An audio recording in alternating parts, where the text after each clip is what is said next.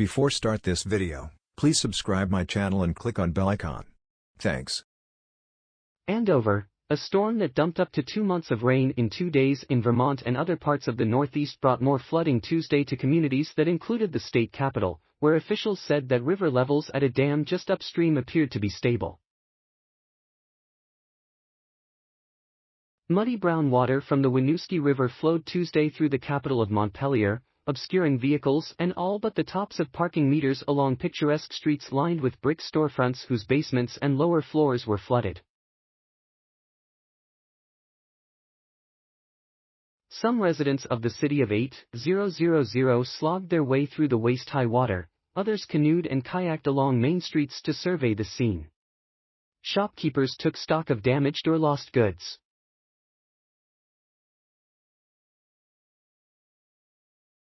Montpelier town manager Bill Fraser said the dam remains a lingering concern but that the city was shifting to a recovery mode, with water receding and public works employees expected Wednesday morning to start removing mud and debris from downtown streets. Building inspections will start as businesses begin cleaning up their properties. The dam did not spill over. The water in the dam is still up there but it's stabilized.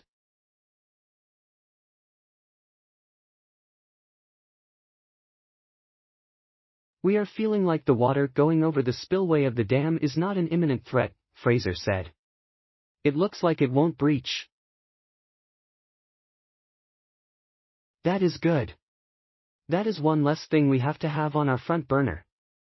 There were other signs of hope as Vermont rivers crested and flood waters receded, allowing officials to begin assessing the damage and the scope of the cleanup ahead. The flooding has already caused tens of millions of dollars in damage throughout the state. It's heartbreaking because all these businesses are losing inventory, and this person clearly lost their car, said State Senator N. Watson, noting a parked vehicle inundated with water in Montpelier. Similar scenes played out in neighboring Barre and in Bridgewater, where the Ottauquechee River spilled its banks.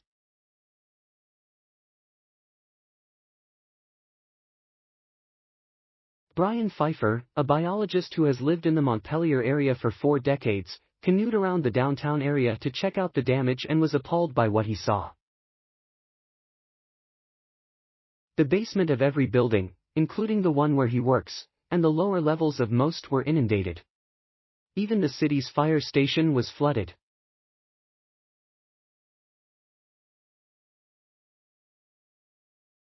It's really troubling when your fire station is underwater, Pfeiffer said. Vermont Gov.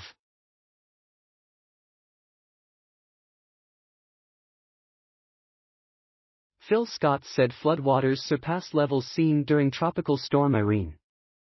Irene killed 6 people in Vermont in August 2011, washing homes off their foundations and damaging or destroying more than 200 bridges and 500 miles, 805 kilometers, of highway. The sun was out Tuesday and more sunshine was expected Wednesday. More rain was forecast Thursday and Friday, but Peter Benacos, a meteorologist with the National Weather Service, said the state will be spared any further torrential downpours. We sustained catastrophic damage. We just really took the brunt of the storm, Ludlow Municipal Manager Brendan McNamara said, as he assessed the flood's impact around the 500-person town. I talked to people today that said my house is gone. Thankfully we got through it with no loss of life, he said, adding the damage was worse than Tropical Storm Irene. Ludlow will be fine. People are coming together and taking care of each other. We've been here before and we will get through it. Among the losses was the town's water treatment plant. Its main supermarket remained closed. The main roadway through town had yet to be fully reopened and McNamara couldn't begin to estimate how many houses had been damaged. The town's Little League field and a new skate park were destroyed, and scores of businesses were damaged.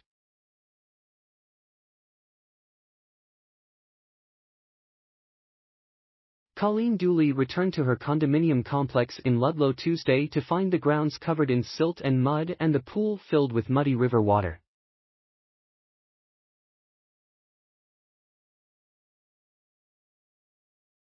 A wooden pool deck had been carried about 300 feet, 100 meters, by flood waters. The adjacent Black River was still raging.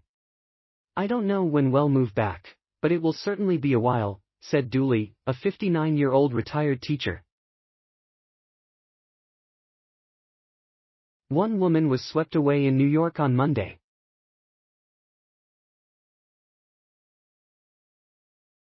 There have been no reports of injuries or deaths related to the flooding in Vermont, where swiftwater rescue teams aided by National Guard helicopter crews have done more than 100 rescues, Vermont Emergency Management said Tuesday.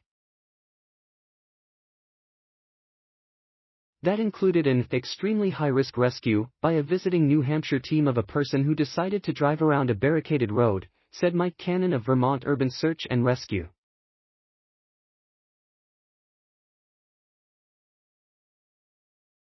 "The car was washed off the roadway almost into the river," he said. Dozens of roads and highways were closed, including many along the spine of the Green Mountains. There were fewer flood warnings and advisories than on Monday, and most were concentrated in the north of the state. Road crews cleared debris Tuesday, reopening Interstate 89 as it follows the Winooski River between Montpelier and Middlesex. The slow-moving storm reached New England after hitting parts of New York and Connecticut on Sunday. Some communities received between 7 and 9 inches, 18 centimeters and 23 centimeters, of rain.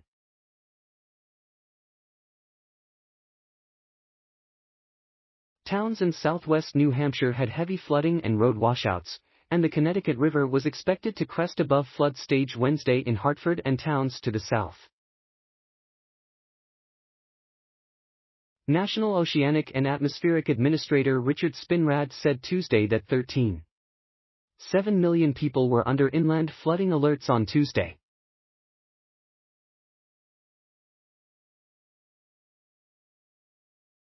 Atmospheric scientists say destructive flooding events happen more frequently as storms form in a warmer atmosphere, and the planet's rising temperatures will only make it worse.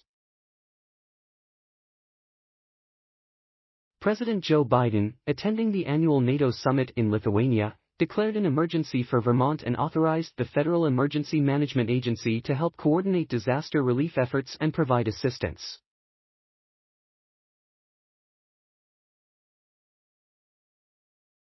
He also spoke with the governor and Senator Bernie Sanders. FEMA sent a team to Vermont, along with emergency communications equipment, and is prepared to keep shelters supplied if the state requests it. The agency also is monitoring flooding in Massachusetts, Connecticut, and New Hampshire, regional spokesperson Dennis Pinkham said Tuesday.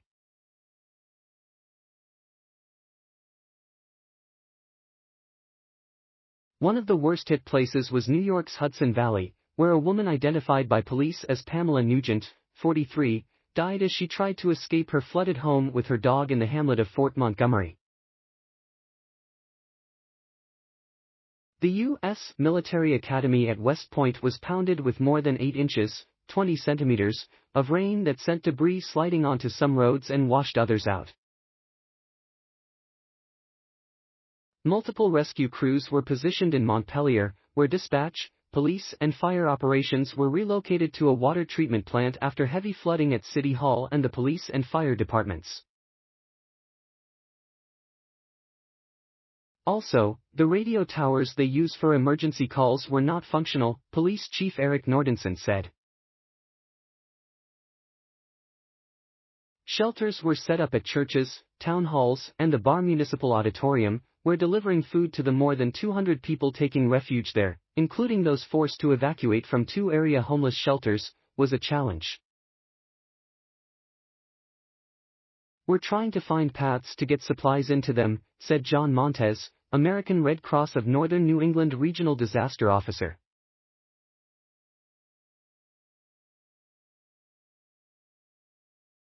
Thanks for watching. Please subscribe my channel for more videos.